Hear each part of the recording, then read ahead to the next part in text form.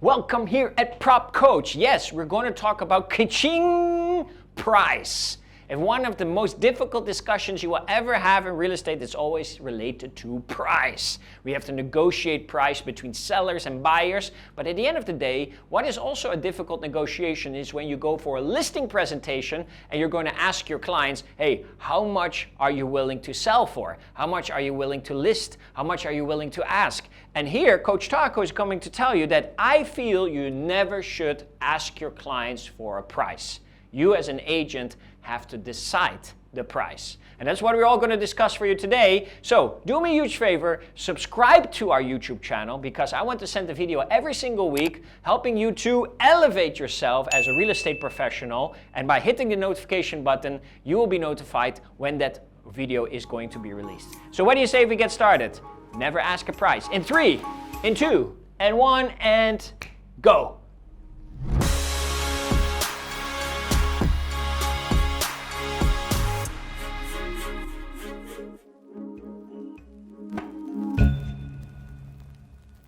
Never ask price. Yes, that's what we're going to talk about today.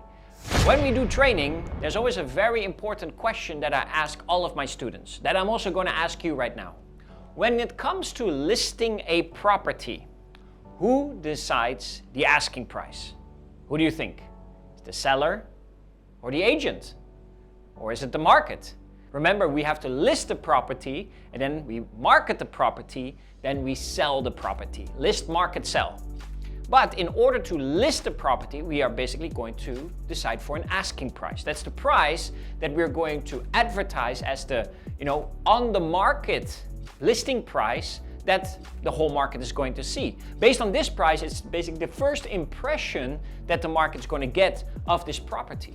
Now, in many scenarios across the world, I know that agents, when they go out and they meet a seller, and eventually they will ask the seller the following. Mr. Seller, thank you for showing the house. Thank you, it's a nice property. I'm happy to try to sell this property for you. Do you have a price in mind for what you want to sell or what you would like to advertise? Then the seller will give that price. He would say, okay, I think I would to sell this house for $650,000. And then the agent says, okay, let's try. I believe, in my professional opinion, that this is a mistake. You never let the seller decide the listing price.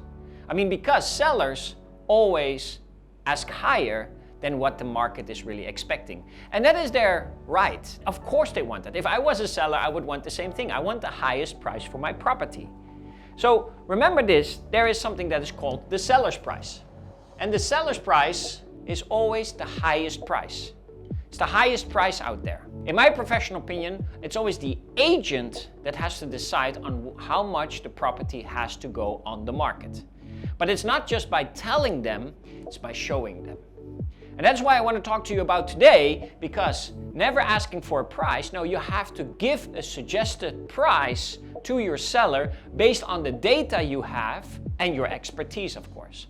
So how would that be different from the example that I just gave you? How I would like you as a professional real estate agent during a listing presentation to advise your clients on a price. You know that the seller's price is going to be too high. So why would you even ask for it if it's going to be too high? 95% of sellers will aim too high. And that is a mistake because you don't want to put the property in the market for too high of a price. Why? Because we will get to that in a little while. The second thing that I want you to know is that, of course, there's certain expectation from the market, what I like to call the market price. How we calculate or how we know the market price has everything to do with past transaction in that same area similar to the property that you're about to list. Of course, the existing amount of listings in that same area compared to the current property that you're about to list. And then the future potential new properties that is coming to the market based on new developments and also of new listings that are coming to the market. Is competition going to go up or is it going to go down? And based on this, transactions, the past, current listings, the present, and future listings and new developments, the future, based on that, you can decide a little bit of what is going to be the market price, what is the expectations, right? And of course, the third part is, of course, what is the property price? Remember that the asking price never is the same as the actual property price. Because the property price after negotiations, after going back and forth with the buyer that has the interest, then it will result to the actual property price. So since we have so many prices, why do we ask the seller for the price? Because that is the safest way of getting a listing. Just ask the seller what he wants, give him what he wants, and just list it on the market. And that is a huge mistake. So how would I want you to do it in the future? It's actually very simple. Every time that you have a listing presentation, first of all, you meet the owner, you set a good example, you're very professional, you give them some advice, and the first thing that you do is, of course, you inspect the property. Look, is it in a good condition? Does it have everything working? Is it well maintained, etc. If the conditions are good, of course, that means that the value of the property is really there. The second thing, you sit down with your clients and you show them what in comparison to their property is currently happening in the market. What are some of the past transactions? What are some of the current listings in the market compared with this property? And what do you expect to happen in the future? So that the seller knows a little bit what is happening in the market. And then finally, what you also include is, of course, what is your experience of the real moment of this market, the day-to-day experience, right? Is the market moving towards like a buyer's market? Is going to a seller's market? What is happening in the market right now that you feel that you need to address during this meeting? And as you are addressing those points, eventually it gets to the price. And you don't want to ask your client, do you have any idea of how much you're thinking to sell or how much you're thinking to ask for this property? No.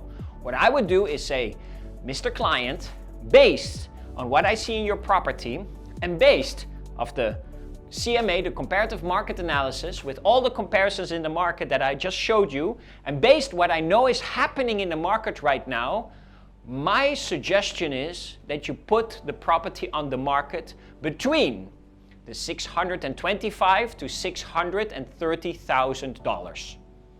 And then you're just quiet. You didn't ask them for the price, you gave them a price.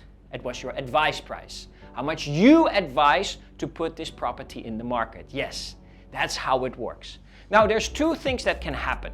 One, based on your professional approach, the data that you have shown, and on top of that, the trust that you have built with this client, your client might agree. He says, okay, that seems fair based on the data that you showed me, based on everything that is happening in the market, and I trust you. I think we should put it on $630,000. Okay, fine. You won the deal. Congratulations, you just got yourself a listing. Now go out there and market. But another thing that can happen is, of course, is that the seller doesn't agree. The seller might say something like, hey, wow, so low? I was thinking more like 700,000 plus, why are you coming with 630,000? No, that is way too low for me. Okay, then you say something like this. Mr. Seller, I completely understand your expectations. Obviously, you want the highest price possible. But I have been doing this for a while. And listen, this is what's going to happen when we put a property on the market for too high of a price, that the market knows that the price is put there too high. It's overpriced. What's going to happen is we're going to market it. We're going to waste our money on marketing. I'm not going to be able to show you any clients, no viewings, no calls, nothing. And let me ask you, Mr. Client, who are you going to blame for this? Me, right? So instead of, disappointing you in a couple of weeks from now, let me just disappoint you right now and tell you that if we put it too high in the market, that it's just not going to work. The market knows it's going to be overpriced. They're not going to click on our advertising. They're not going to click for any viewings, and you, unfortunately, will not be able to sell. So let me ask you, Mr. Client, are you really looking to sell? Are you really motivated to sell? And when he says yes, then my advice is that we put the property at the right market rate, maybe a little bit higher. That's why I told you 630,000. And based on my experience and what's happening in the market right now, if we find the right client, I'm sure that we will get the property sold somewhere around the 605 or the 610,000 after some negotiations. Now, again, You're explaining that very professionally, right? To your seller, to Mr. Client. And Mr. Client can say, yeah, you know, I still believe that I can get a higher price. Can we just try 700,000 first? If they want to negotiate, we always can come down later. And what I'm about to advise you, you have to do very, very carefully. But if you do it, your value will shoot through the roof. So one of the things that you can do, of course, is when your client still insists that they want the highest price, let's say the 700,000, you can say something like this. Mr. Client, I understand you want to try at a higher price, but unfortunately, I cannot do this for you because I know I'm just going to disappoint you in the future with no viewings, with no showings, with no clients, and we're eventually not going to sell. And that is just going to disappoint you, and I'm not willing to do that. I'm not willing to put my reputation on the line. So why don't you go out and find another agent, talk to them, see if they're willing to sell your property or list your property at 700,000. But promise me, Mr. Client, that if they are not able to sell in the next 5 to 6 weeks, I can call you again, and then you're willing to try it at my price level, and you're also, of course, going to give it to me at an exclusive agreement. Because at the end, I want to make sure that I meet your expectation in helping you to sell the property. I don't only want to list the property. But if you insist on getting 700,000, you want to try it at first, I happily want to pass you to one of the other agents and let them try it for you. And once you're ready to sell, look, I'm ready here for you. I've given you the presentation, so you know the market, what the market is asking right now at the right price, so I'm always ready to start. And then you just walk away. Then you just walk away, let your client sit on it for a while, see what they're saying. Probably they want to discuss with their wife or with whatever. Maybe they want to discuss it with their wife. Doesn't really matter. At the end of the day, you set the real expectations at what the market is expecting and how much eventually their property really will be sold. And that's all that you can do. You see what you're doing here? You're setting real expectations that you know what you're doing. You know that a property is not going to sell for 700,000. So what do? Very simply, you tell them to go somewhere else, try it out if they really want to try. But then again, you set the appointment for the future so that you know that if they are going to fill, you come back in and then you close the deal for them. That is how I would really advise it to you as a professional real estate agent to handle your clients when it comes to price, and especially your sellers. So never ask for price, advise them on price based on the data you have, the conditions of the house, and of course, making sure that they know where the market is standing.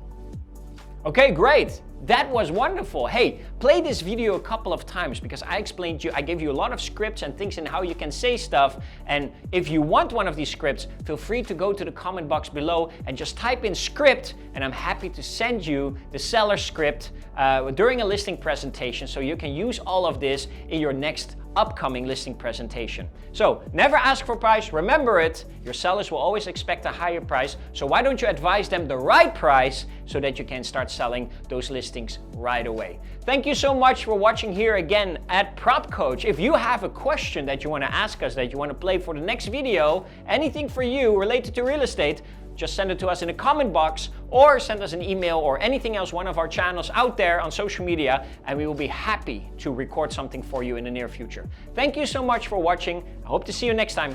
Bye.